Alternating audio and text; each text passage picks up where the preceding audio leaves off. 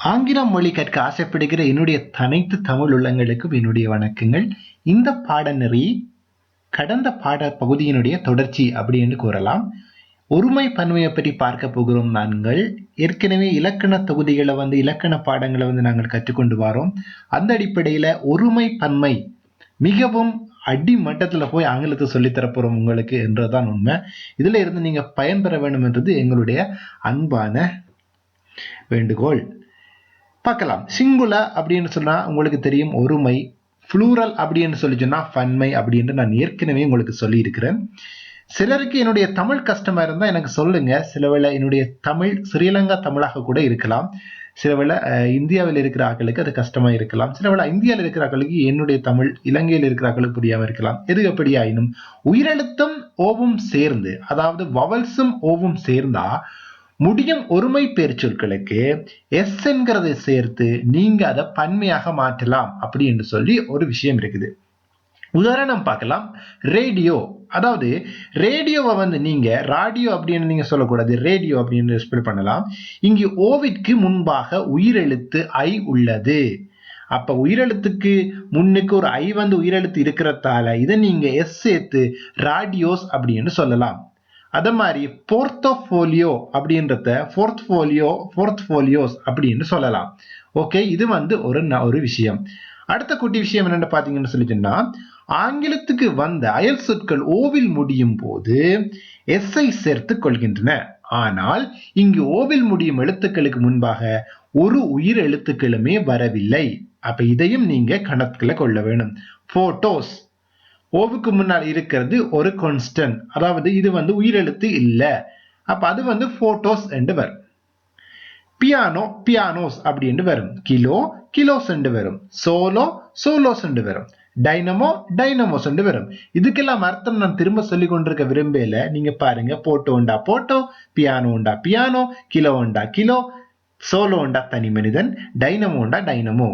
தமிழ் என்று சொல்லி இங்கிலீஷை தமிழ் எழுதி வச்சுக்கிறீங்க அப்படின்னு சொல்லி என்ன கேட்காதீங்க. என்ன செய்யறது, நாங்கள் ஆங்கிலத்தை தமிழாக்கி பழக்கப்பட்டுட்டோம்.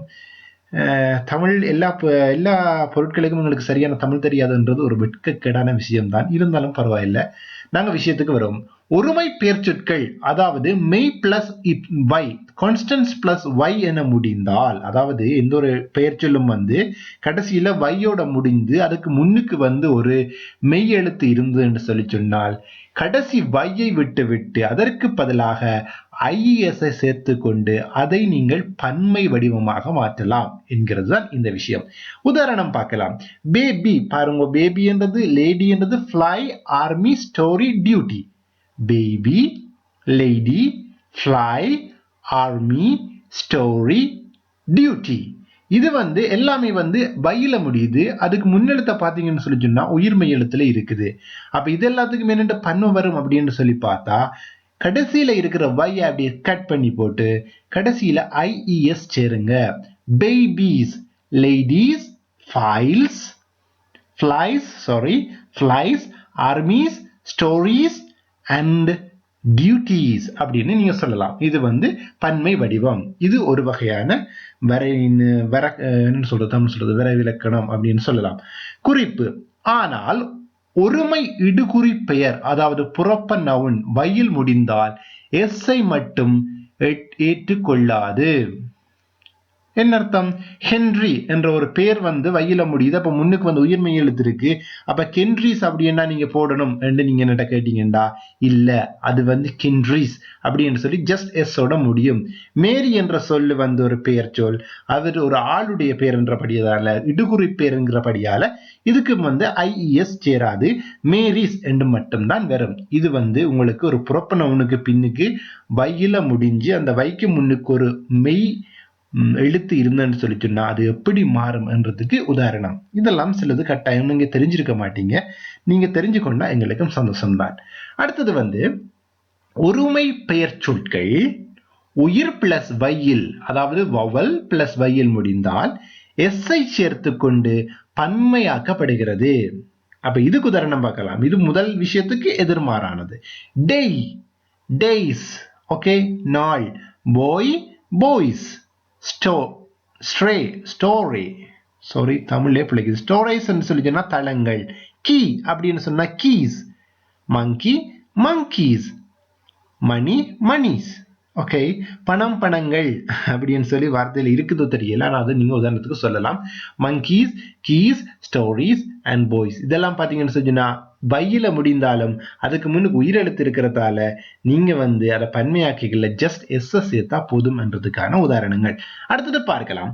ஒருமை பெயர் சொற்கள் எஃப் அல்லது எஃப் இயில் முடிந்தால் எஃப் எஃப்இயை தூக்கிவிட்டு பிஇஎஸ்ஐ சேர்த்து பன்மையாக்குகிறோம் என்கிறது அடுத்த விஷயம். இதுல பாருங்க, கன்று, அரை, மனைவி, கத்தி, இலை, திருடன், ஓனாய், ரொட்டி துண்டு இதெல்லாம் இருக்குது. இதுல calf, calf, wife, knife, leaf, thief, wolf, loaf என்ற விஷயங்களை பார்க்கலாம். இதுக்கு பாருங்க எல்லாம் வந்து முடிஞ்ச அர்த்தம் பிஇஎஸ் அந்த கடைசியில் இருக்கிற எஃப் தூக்கி போட்டு பிஇஎஸ் சேர்த்திருக்கு. Calves, halves, wives, knives, leaves, thieves, wolves, loaves அப்படின்னு சொல்லலாம். ஓகே, இதை நீங்க ஒரு ஸ்கிரீனை ஸ்டில் பண்ணி வேணும்னா பார்க்கலாம். வரி பண்ணாதீங்க, இதுக்குரிய எல்லா ஸ்லைடருமே வந்து நான் பப்ளிக் பண்ணி போட்டு ஆட் பண்றதுக்கு யோசிச்சிருக்கிறேன். நாங்கள் ஒரு வெப்சைட் ஒன்று செய்து கொண்டிருக்கிறோம் ஆங்கிலம் படிக்கிறதுக்குன்னு சொல்லி ப்ரோப்ரியா ஒரு வெப்சைட் ஒன்று சொல்லி ப்ரோப்ரியன்ட் வருது, எனக்கு இத்தாலியும் வருது, சாரி மன்னிக்கணும். அதனால நீங்கள் அதை பார்க்கறதுக்கு ஆவலாயிருங்கோ. அடுத்தது 8வது விஷயம், கீழ்காணும் ஒருமை பெயர் சொற்கள் எஃப் அல்லது எஃப்எஃப்இல் முடிந்தால் எஸ்ஐ மட்டுமே சேர்த்து பன்மையாக ஆக்கிவிடுங்கள் அப்படின்றதா இதுக்கு அர்த்தம். ஒருமை பன்மை உதாரணம் பார்க்கலாம். செஃப், சீஃப் டைரக்டர் அப்படின்னு சொல்லுவாங்க, உயர் அதிகாரி. கிளிஃப், ஷார்ப், ரூஃப், குல்ஃப் அப்படின்னு சொல்லி இருக்கு. இதெல்லாம் வந்து பாத்தீங்கன்னு தெரிஞ்சுன்னா ஜஸ்ட் எஃப் மட்டும் தூக்கிட்டு நீங்கள் எஸ் மட்டும் சேர்த்தா காணும். சாரி, எஃப் தூக்க கூடாது. எஃப்க்கு அடுத்ததான் வந்து எஃப்பும் எஃப்எஃப்லேயே முடிஞ்சுன்னா கடைசியில் எஸ் போடுங்க. கிளிப்ஸ், ஸ்கார்ப்ஸ், ரூஃப்ஸ் அண்ட் குல்ஃப்ஸ் சொல்லி இது வந்து ஒரு குட்டி உதாரணம்.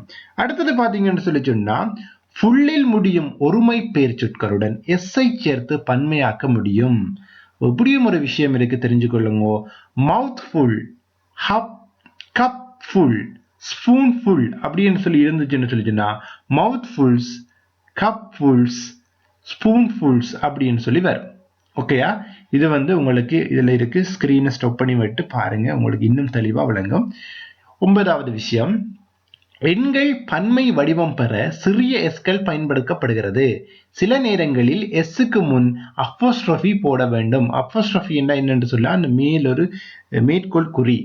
1990 எனும் ஆண்டினை குறிக்கும் போது இவ்வாறு குறிப்பிட வேண்டும். அதாவது 1990 என்பது ஒருமை. இதனை பன்மையாக மாற்றும் போது 1990களில் அப்படின்னு சொல்லுவாங்க. 90s அல்லது 90s என பன்மையாக மாற்றப்படுகிறது. குறிப்பு, அப்ரவியேஷன், அதாவது சொற்களுடன் சிறிய எஸ்ஐ சேர்த்து பயன்படுத்தும் போது சேர்த்து பன்மையாக்குகிறோம். சில சொற்களை குறுகிய வடிவில் உபயோகிக்கிறோம். அவ்வாறான சில உதாரணங்கள் பார்க்கலாம். ஓகே, என்ன விஷயம்னு சொல்லிச்சுன்னா சில அப்ரவியேஷன்ஸுக்கு வந்து எஸ் சேர்த்து அதை பன்மையாக்குறோம். அதை பற்றி பார்க்க போறோம். ஓகே, அது வந்து உதாரணம் எம்ஏ, மாஸ்டர் ஆஃப் ஆர்ட்ஸ். அதுக்கு வந்து பன்மையாகிறதுக்கு எம்ஏஎஸ் அப்படின்னு போட்டா காணும். எம்ஏஎஸ் வந்து சேர்த்தீங்கன்னா காணும். அதே மாதிரி MP, minister, member of parliament அப்படின்னு சொல்லி பாத்தீங்கன்னு சொல்லிச்சுன்னா அதுக்கு எம்பிஸ் அப்படின்னு போட்டா காணும். வார்த்தைகளின் முதல் எழுத்துக்களை மட்டுமே சேர்ப்பதற்கு ஆங்கிலத்தில் அக்ரோனிம் அப்படி என்று நாங்க சொல்றோம். ஓகே, அது எல்லாருக்கும் தெரியும். ஆனால் பொதுவான இன்றைய வழக்கத்தில் பொசசிவ் கேஸ் மட்டுமே இவ்வாறு உபயோகிக்கப்படுகிறது.